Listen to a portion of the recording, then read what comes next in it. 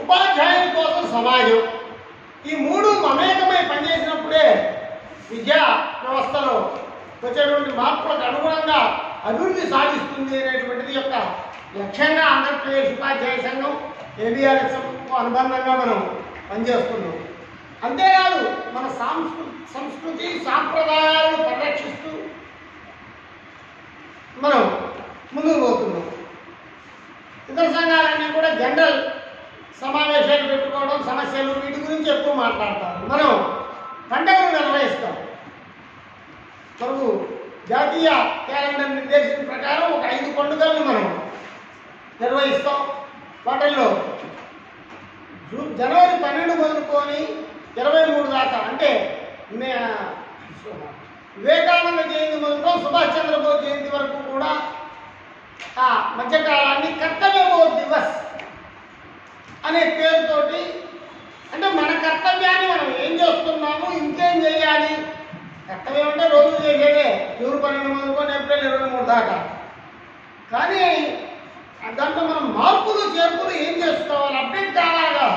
ఇప్పుడు వస్తున్నటువంటి లేటెస్ట్ టెక్నాలజీకి అనుగుణంగా మనం అప్డేట్ అవుతున్నామా లేదా, ఈ కర్తవ్యాన్ని ఇంకా ముందుకు ఎట్లా తీసుకెళ్ళాలి, ఇంకొంచెం ముందుకు ఎలా వెళ్ళాలి అనేటువంటిది ఒక గంట సేపు మనం ఒక సమావేశాన్ని ఏర్పాటు చేసుకొని మన కర్తవ్యాన్ని మనం ముందుకు తీసుకుపోయే దాని గురించి ఒక రోజు నిర్ణయించుకున్నాం ఆ మధ్యకాలంలో. అలాగే మనకు జ్ఞాన సరస్వతి అయినటువంటి అమ్మవారికి పూజగా పాఠశాల స్థాయిలో శ్రీపంచమి కార్యక్రమం, అలాగే మనం గురు పూజలు సాధారణంగా సెప్టెంబర్ 5 జరుపుకుంటాం ఉపాధ్యాయ పరంగా. అయితే వేదవ్యాసుడు ఆది గురువు, ఆయన యొక్క ఆషాఢ పౌర్ణమిని పురస్కరించుకొని అటు 3 రోజులు ఇటు 3 రోజులు ఒక వారం రోజుల పాటు గురువందన కార్యక్రమం, సద్గురువులను సన్మానించుకోవడం, గురు పరంపర గురు విశిష్టతను మనం ఒకరికొకళ్ళని తెలియజెప్పుకోవడం, గురువందన కార్యక్రమాన్ని చేస్తాం. అలాగే రాజ్యాంగ సృష్టికర్త అయినటువంటి కర్తల్లో ఒకరైనటువంటి అంబేద్కర్ మహనీయుడి యొక్క జయంతిని కూడా మనం జరుపుకుంటాం. అలాగే జనవరి 1 మనకు పండుగ కాదు, అది క్యాలెండర్లో మారే తేదీయే, ఉగాదే మనకు పండుగ అని నవవర్ష కే రూపే నూతన సంవత్సరం రూపంలో ఉగాది ఉత్సవాన్ని కూడా మనం జరుపుకుంటాం. ఈ 5 పండుగలు కూడా ఆంధ్రప్రదేశ్ ఉపాధ్యాయ సంఘం ఖచ్చితంగా జరుపుతుంది. కొన్ని జిల్లా స్థాయిలో జరుపుతాం, కొన్ని మండల స్థాయిలో జరుపుతాం, కొన్ని పాఠశాల స్థాయిలో కూడా జరుపుతాం. అలాగే వీటికి 5తో పాటు ఆంధ్రప్రదేశ్ ఉపాధ్యాయ సంఘం మ్యాండేటరీ 2 పండుగలు చేర్చాం. ఒకటి ఫిబ్రవరి 2వ తేదీ ఆంధ్రప్రదేశ్ ఉపాధ్యాయ సంఘ అవతరణ దినోత్సవం. మన క్యాలెండర్లలో కూడా ప్రింట్ చేసుకున్నాం ఈ మధ్య.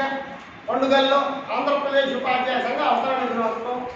అలాగే రాఖీ పౌర్ణిమ, ప్రతి పాఠశాలలో కూడా విద్యార్థుల పట్ల దేశ భ్రాతృత్వాలు నెలకొల్పాలనేటువంటి ఉద్దేశంతో రాఖీ పండుగను కూడా మనం ఈ 7 పండుగలు కూడా ఆంధ్రప్రదేశ్ ఉపాధ్యాయ సంఘం ప్రతి కార్యకర్త కూడా నిర్వహించాలి, ప్రతి కార్యక్రమంలో కూడా పాల్గొనాలి. మన సంస్కృతి 2 సమస్యలు సాధన అనేటువంటిది ముఖాంశమైతే, మన సంస్కృతి సాంప్రదాయాలు దేశభక్తిని ముందుకు తీసుకుపోవడం అనేటువంటిది ఆంధ్రప్రదేశ్ ఉపాధ్యాయ సంఘ పరంగా ఒక భావన. కాబట్టి ఇవన్నీ కూడా ఆంధ్రప్రదేశ్ ఉపాధ్యాయ సంఘం చేస్తుంది.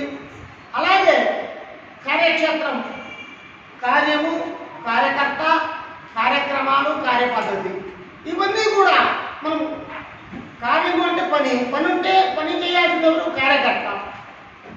సుశిక్షితులైనటువంటి కార్యకర్తలను తయారు చేసుకోవడానికి మనం ఇప్పుడు శ్రమ పడుతున్నాం.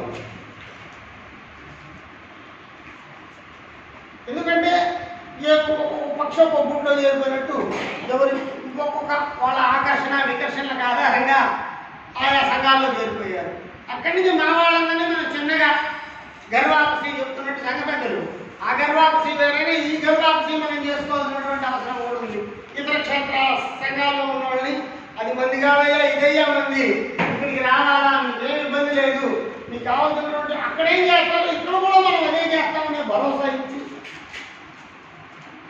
మనం చేసుకోవాల్సినటువంటి అవసరం ఉంది. ఆ రకంగా వచ్చినటువంటి సభ్యుల నుంచి కార్యకర్తని తయారు చేసుకోవాలి. కార్యకర్తని తయారు చేసుకోవాలంటే ముందు మనకు ఒక ప్రధాన కార్యకర్తగా సంఘం పట్ల అవగాహన ఏర్పడాలి. వచ్చాము సుదీర్ఘ నుంచి ఒక 100 కిలోమీటర్ల నుంచి మేము, 500 కిలోమీటర్ల నుంచి బాలాజీ గారు, స్థానికంగా 100-150 కిలోమీటర్ల నుంచి స్థానిక కార్యకర్తలు అందరూ వచ్చాము, ఇక్కడ జమ అయ్యాము.